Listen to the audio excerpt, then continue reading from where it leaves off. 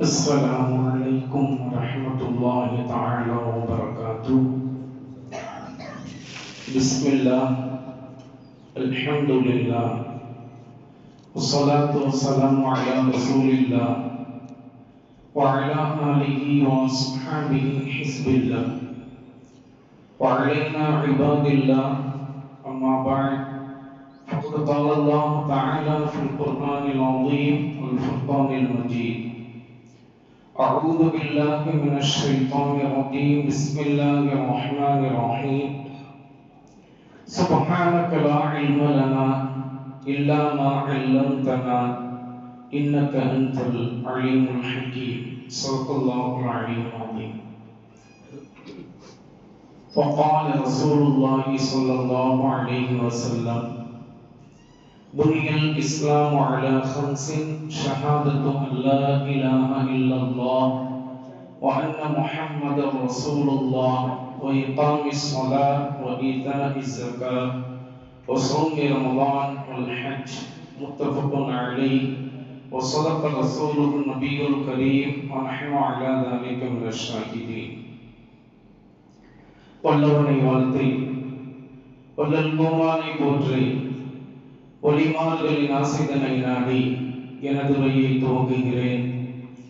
புனிதமிக்க இந்த ஜும்ஆ நாளில, மகத்துவம் மிக்க இந்த மஸ்ஜிதில நல்லதை சொல்லவும் கேட்கவும் வாய்ப்பளித்த எல்லாம் வல்ல அல்லாஹ்விற்கே புகழனைத்தும் உரித்தாகட்டும்.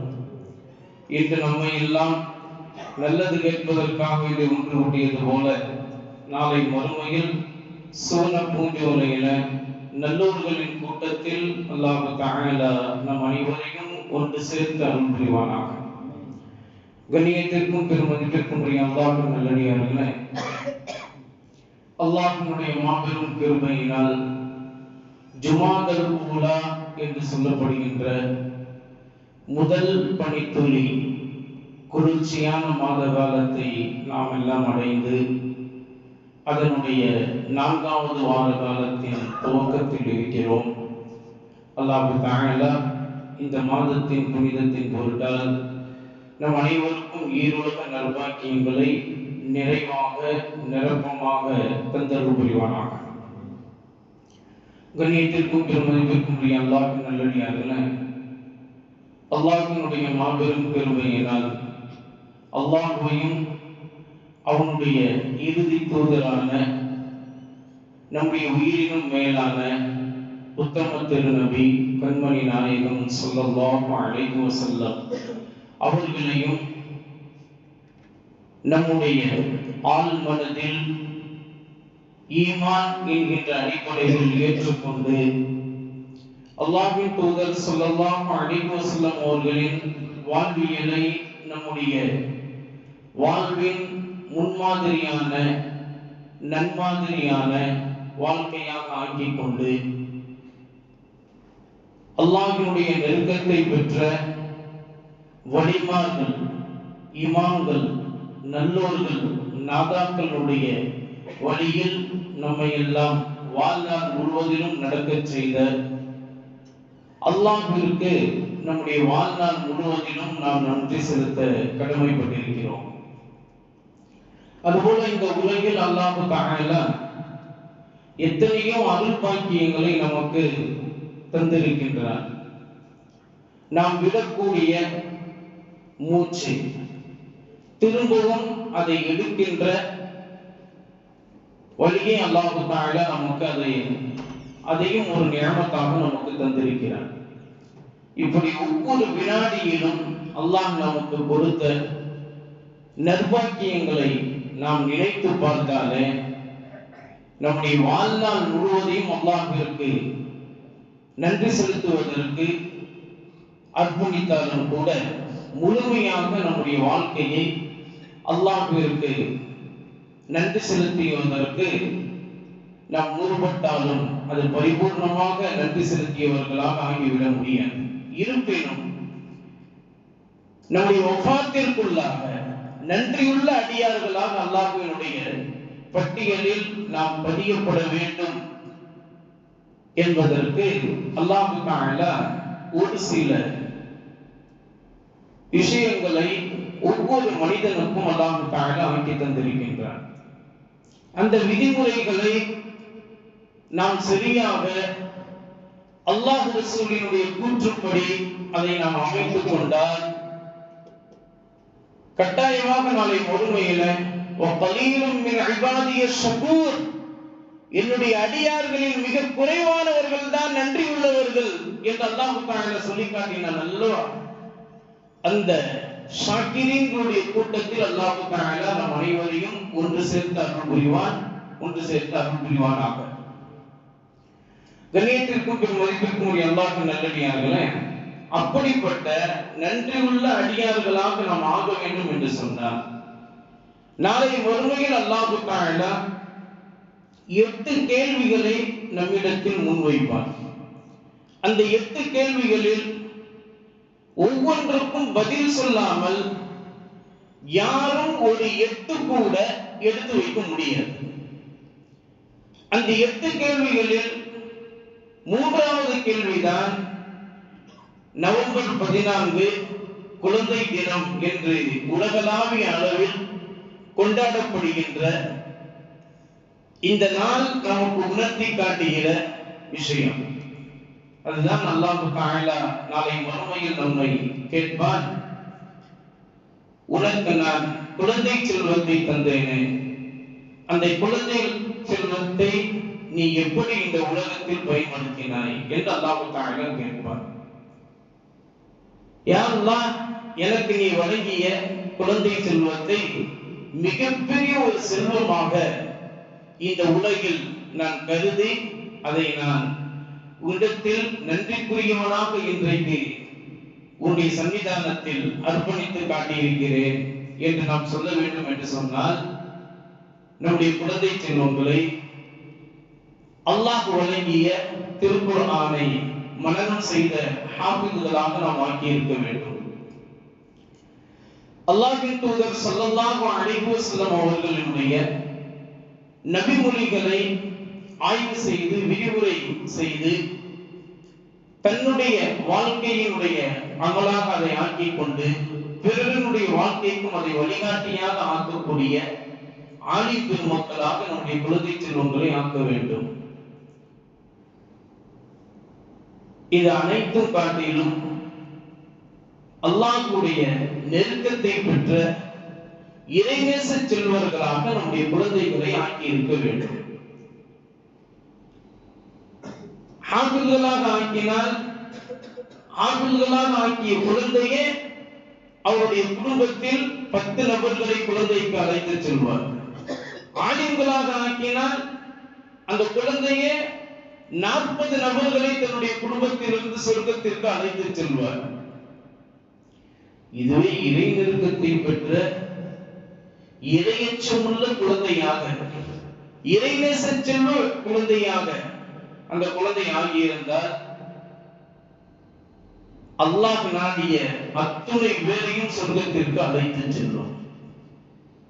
அப்படி என்றால் நம்முடைய குழந்தைகளை அல்லாஹ் நமக்கு வழங்கிய அந்த குழந்தை செல்வத்தை இன்றைக்கு நாம் எப்படி ஆக்கியிருக்கிறோம் என்பதை இந்த ஜும்ஆவுடைய சிந்தனையாக நம்முடைய ஒவ்வொருவருடைய உள்ளத்திலும் அதை நாம் எடுத்துக்கொள்ள வேண்டும். நவம்பர் 14 என்பதை ஜவஹர்லால் நேரு அவர்கள் குழந்தைகள் மீது அதிகமாக அன்பு செலுத்தியதால் அவர் சில்ட்ரன்ஸ் பிலிம் யூனிவர்சிட்டி என்கின்ற அமைப்பில் அவர் ஒரு அமைப்பை தொடங்கி கிட்டத்தட்ட 7 குழந்தை நல சங்கங்களை அவர் அமைத்து இந்த நாளில் அதை செயல்படுத்தி காட்டியதால் நவம்பர் 14 குழந்தை தினமாக உலகளாவிய அளவில் அது கருதப்படுகிறது. இன்றைக்கு அது கொண்டாடப்படுகிறது. அல்லாஹ் நமக்கு வழங்கிய குழந்தை செல்வத்தை அல்லாஹ் ரசூலுடைய குர்ஆன் ஹதீஸுடைய வெளிச்சத்தில் எப்படி நாம் பார்க்க வேண்டும்?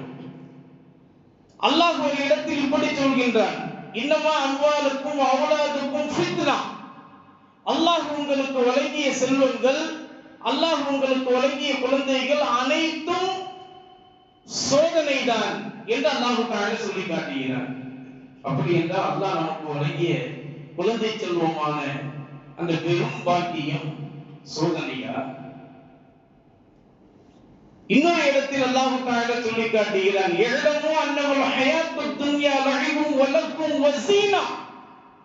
உங்களுடைய குழந்தை செல்வங்கள் உங்களுக்கு இந்த உலகில் தரப்பட்ட அலங்காரம், அழகு என்று அல்லாஹ் தஆலா சொல்லி காட்டுகிறார். அதனால்தான் கல்யாணமான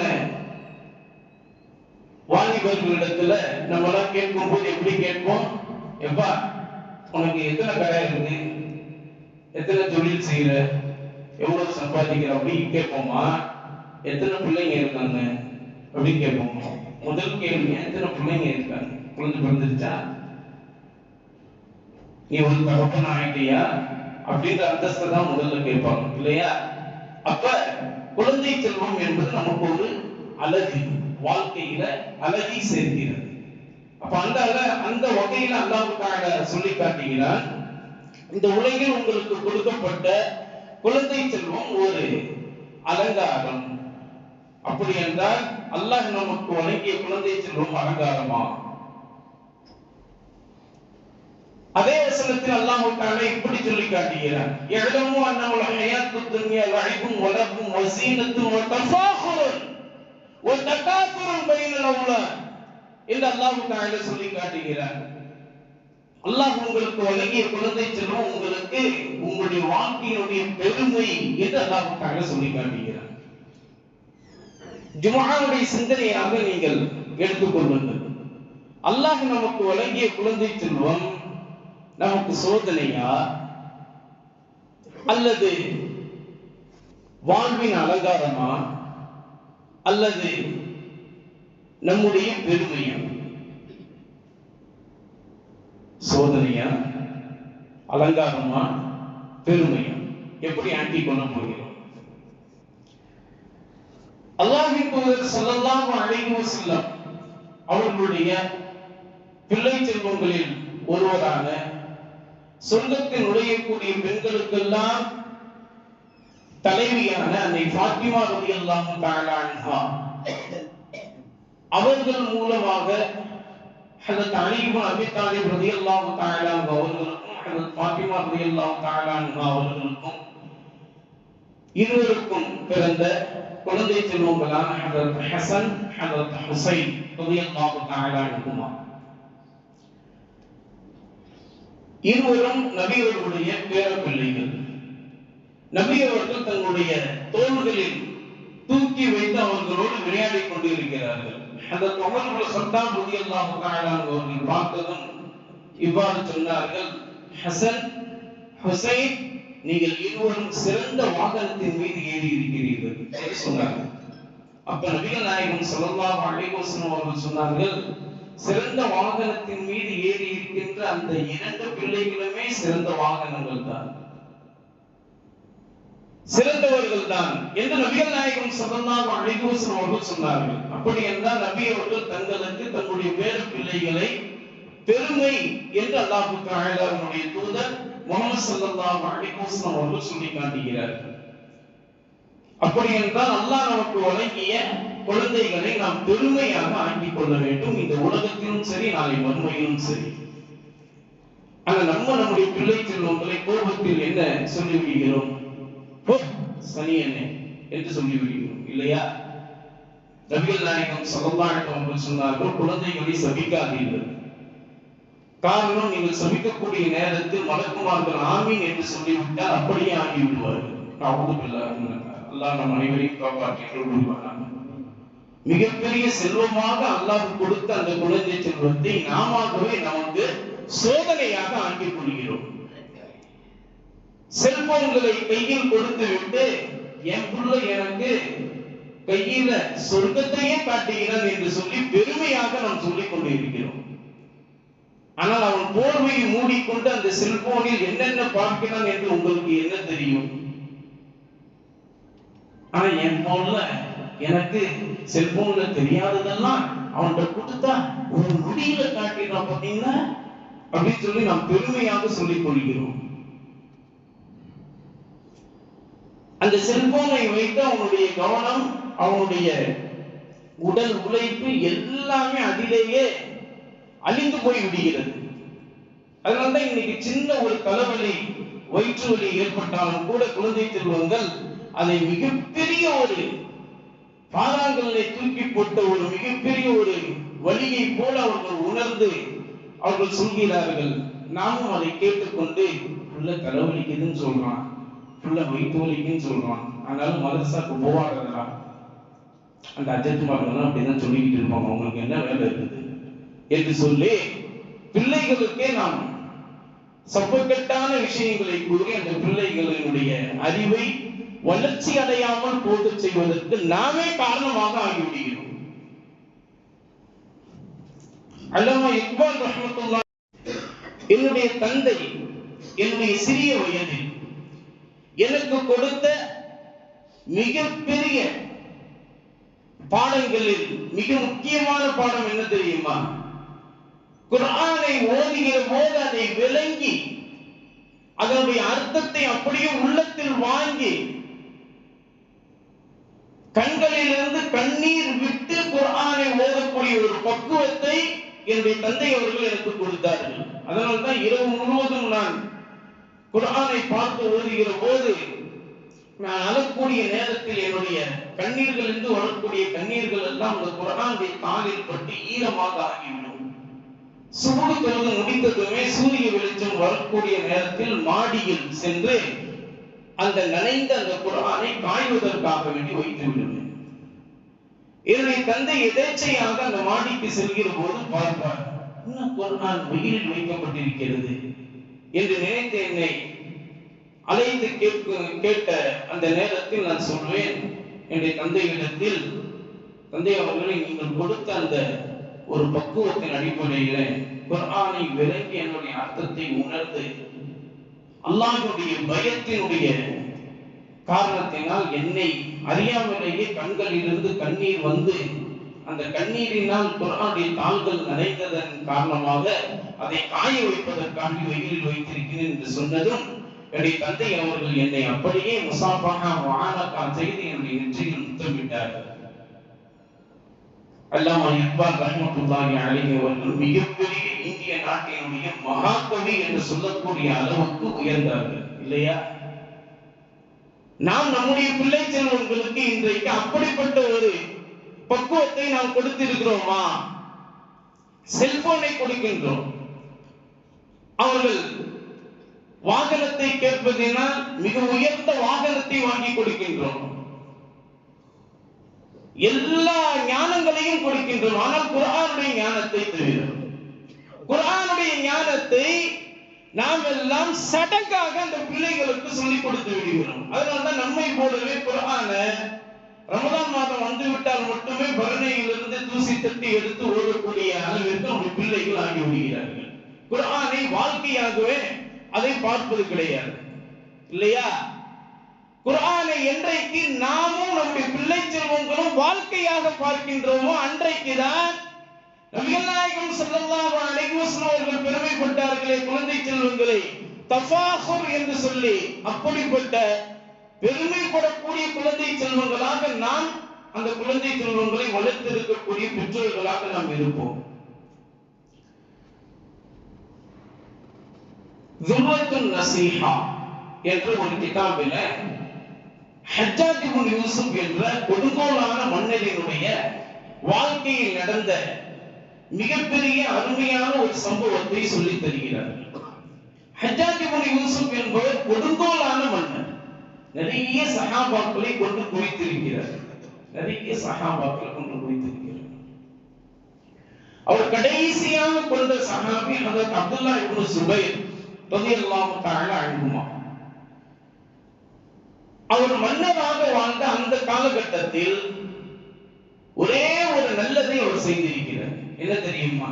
நபிகள் நாயகம் ஸல்லல்லாஹு அலைஹி வஸல்லம் சொன்னாங்க, இந்த மார்க்கத்தை இந்த உலகில் பலப்படுத்துவதற்கு சாலிஹான மனிதர் தான் வேண்டும், நல்ல மனிதர் தான் வேண்டும் என்று இல்லை.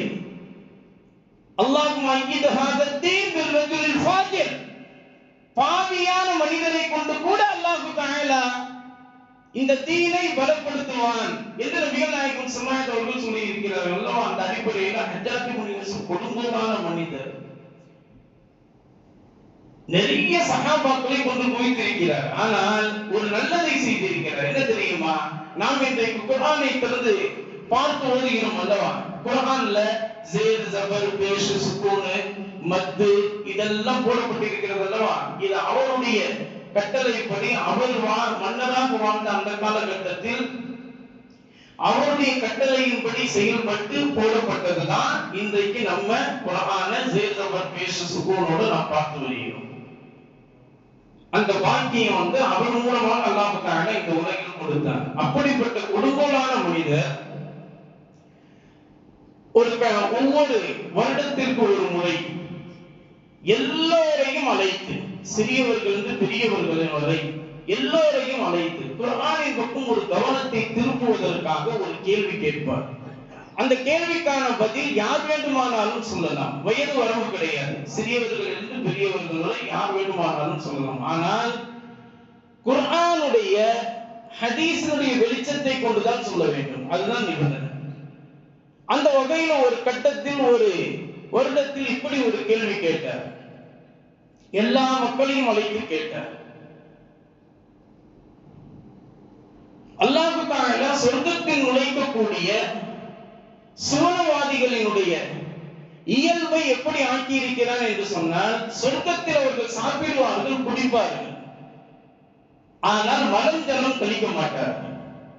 இது சொர்க்கத்தில் சொர்க்கவாதிகளுக்கு அல்லாஹ் தந்த மிகப்பெரிய ஒரு உயரிய அந்தஸ்து. இதுபோல பூமியில் ஒரு இடம் இருக்கிறது. அந்த இடத்தில் சாப்பிடப்படும், குடிக்கப்படும், ஆனால் மலம் ஜலம் கழிக்க முடியாது. அது என்ன இடம் என்பதாக கேட்டார். குர்ஆன் ஹதீஸை கொண்டு, குர்ஆன் ஹதீஸுடைய வெளிச்சத்தில் தான் பதில் சொல்ல வேண்டும் என்று நிபந்தனை.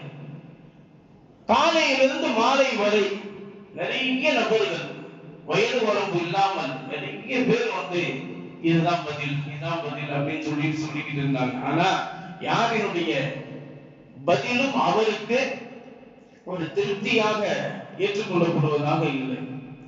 கடைசியில இன்னைக்கு இந்த பதில் வரவே வராது போல அப்படின்னு அரசவையை முடித்துக் கொண்டு எழுந்திருக்கக்கூடிய சமயத்தில் 12 வயது ஒரு சிறுவர், நல்லா கவனிக்கணும், 12 வயது மனிதர் ஒரு சிறுவர் ஹஜ்ஜாஜ் இப்னு யூசுப் மன்னர் அவர்களே, உங்களுடைய கேள்விக்கு குர்ஆன் ஹதீஸுடைய வெளிச்சத்தில் நான் பதில் சொல்கிறேன்.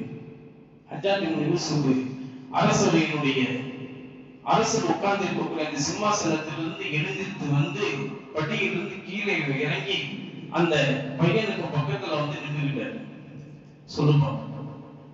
அப்ப அந்த பிள்ளை சொன்னாரு, சொர்க்கத்தில் நுழையக்கூடிய சுவனவாதிகள் சாப்பிடுவார்கள், குடிப்பார்கள், ஆனால் மலம் ஜலம் கழிக்க மாட்டார்கள்.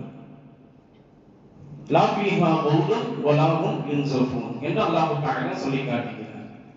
சூரத்து ஸாஃபாத்தில சொர்க்கத்தில் நுழையக்கூடிய சொர்க்கவாதிகளுடைய தன்மையை அல்லாஹ் தஆலா சொல்லி காட்டுகிறார்.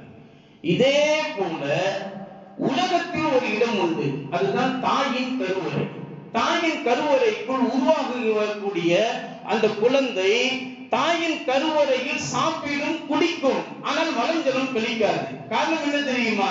தாயின் கருவறையை அல்லாஹ் தஆலா சொர்க்கமாக அல்லாஹ் தஆலா ஆக்கி தந்திருக்கிறார். தாயின் கருவறையில் உருவான அந்த குழந்தை, தாயுடைய கருவறையை அல்லாஹ் தஆலா கண்ணியப்படுத்தியதன் காரணமாக அதில் சாப்பிடும், குடிக்கும், ஆனால் அந்த குழந்தை அந்த தாயுடைய கருவறையில் மலம் ஜலம் கழிக்காது. இது போலத்தான் சொர்க்கவாதிகளும் சொர்க்கத்தில் நுழைந்ததும் அவர்கள் சாப்பிடுவார்கள், குடிப்பார்கள், ஆனால் மலம் ஜலம் கழிக்க மாட்டார்கள். சொர்க்கத்திற்கு சமமாக அல்லாஹ் தாயினுடைய கருவறையை வைத்திருக்கிறார். அதனால்தான் நபிகள் நாயகம் ஸல்லல்லாஹு அலைஹி வஸல்லம் சொன்னாங்க, அல் ஜன்னத்து தஹ்த அக்தாமில் உம்மஹாத், உங்களுடைய தாய்மார்களுடைய காலடிக்கு கீழ் தான் சொர்க்கம் இருக்கிறது என்று சொன்னார்கள். என்று சொன்னதுமே ஹஜ்ஜாஜ் இப்னு யூசுப் அப்படியே அந்த குழந்தையை ஆறத் தழுவி நெற்றியில் முத்தமிட்டு, உனக்கு எப்படி இந்த ஞானம் வந்தது என்று கேட்டதுமே அந்த பிள்ளை சொன்னார், துல்லத்துன் நாஸிஹீன் என்ற கிதாபிலே இது பதிவு செய்யப்பட்டிருக்கிறது. இது கட்டுக்கதை அல்ல, கட்டப்படக்கூடிய கட்டுக்கதை அல்ல, இது ஆதாரபூர்வமாக பதிவு செய்யப்பட்ட வரலாறு. அப்ப அந்த குழந்தை சொன்னார், என்னுடைய தாய் எனக்கு பால் ஊட்டுகிற போது ஸலவாத்து சொல்லி பால் ஊட்டுவார்கள். அதனால் எனக்கு மார்க்க கல்வி அவர்களே எனக்கு முதலில் கற்றுக் கொடுத்த முதல் ஆசிரியை என்னுடைய தாய் தான். என்னுடைய தாய் அவர்கள் சொன்னார்கள், இந்த ஸலவாத்தின் மகிமை உன்னுடைய வாழ்க்கை பிற்கால வாழ்க்கையில் உனக்கு தெரியும் என்று சொன்னார்கள். அதனால்தான் நீங்க கேட்ட கேள்விக்கு என்னால் சரியான முறையில் பதில் தர முடிந்தது என்று அந்த குழந்தை சொன்னார்.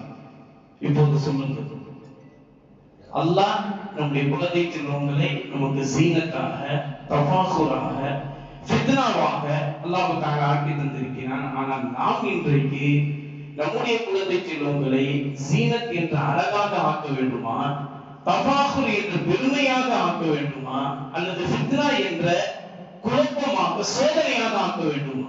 அது உங்களுடைய கையில் தான் இருக்கிறது. அதைத்தான் அல்லாஹ் தஆலா நாளை மறுமையில் கேட்கக்கூடிய கேள்விகளில் மூன்றாவது கேள்வியாக, நான் உனக்கு குழந்தை செல்வத்தை தந்தேன், அந்த குழந்தை செல்வத்தை நீ எப்படி ஆக்கி கொண்டாய் என்று அல்லாஹ் தஆலா கேட்கும் போது அந்த கேள்விக்கு பதில் சொல்லாமல் ஒரு எட்டு கூட எடுத்து வைக்க முடியாது என்பதை இந்த ஜும்ஆவுடைய சிந்தனையாக உங்களுடைய உள்ளத்தில் பதிய வைத்துக் கொண்டு அல்லாஹ் நமக்கு கொடுத்த அந்த குழந்தை செல்வத்தை அல்லாஹ் ரசூல் சொன்னதின் வழியில பெருமைக்குரிய குழந்தை செல்வமாக, ஜீனத் என்ற அழகான குழந்தை செல்வமாக அல்லாஹ் நம்முடைய குழந்தை செல்வங்களை நமக்கு ஆக்கி அனுபவிவானாக. வாழ்நாள் முழுவதிலும் பெற்றோர்களையும் பெரியோர்களையும் மதித்து வாழக்கூடிய குழந்தை செல்வங்களாக அல்லாஹ் நம்முடைய குழந்தை செல்வங்களை ஆக்கி அனுபவிவானாக. நாளை தலைமுறையினரில் சிறந்த தலைமுறையினராக, இறைநேச செல்வர்களாக அல்லாஹ் நம்முடைய குழந்தை செல்வங்களை ஆக்கி அனுபவிவானாக என்று கூறி இந்த உரையை நான் ஒப்புக்கொள்கிறேன். அஸ்ஸலாமு அலைக்கும் வரஹ்மத்துல்லாஹி தஆலா வபரகாத்துஹு.